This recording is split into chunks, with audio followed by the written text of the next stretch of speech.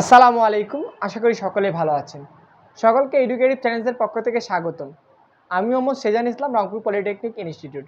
তো আপনারা যারা 2024-25 সেশনে পলিটেকনিকে চান্স পাবেন না, সেক্ষেত্রে আপনারা পরবর্তীতে কী করবেন, তো আজকের ভিডিওতে জানাবো। তো সেটা জানার জন্য অবশ্যই পুরো ভিডিওটি দেখুন।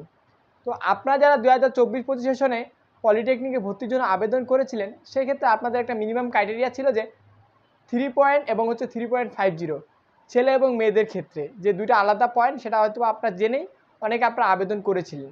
এবং পরবর্তীতে দেখা যায় যে 2024-25 সেশনে যারা পলিটেকনিকে ভর্তির জন্য আবেদন করেছিল, সেক্ষেত্রে কিন্তু প্রথম, দ্বিতীয়, তৃতীয় এবং চতুর্থ পর্যায়ে কিন্তু আপনার যে ওয়েটিংয়ের রেজাল্ট এবং আপনার যে মেন রেজাল্ট, যে আপনার যারা মেরিটে চান্স পেয়েছে সেটার রেজাল্ট, সেটাও কিন্তু আপনাদের কিন্তু দিয়ে দিয়েছিল।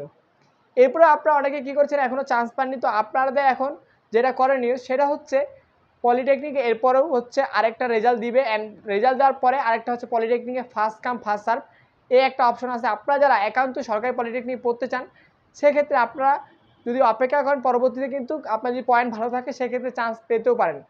আর একান্তই আপনাদের যাদের পয়েন্ট ভালো না, সেক্ষেত্রে আপনারা প্রাইভেট পলিটেকনিকে ভর্তি হতে পারেন। আর এটাই আপনারা 2024-25 সেশনে পলিটেকনিকে চান্স পাবেন না, সেক্ষেত্রে আপনাদের করণীয়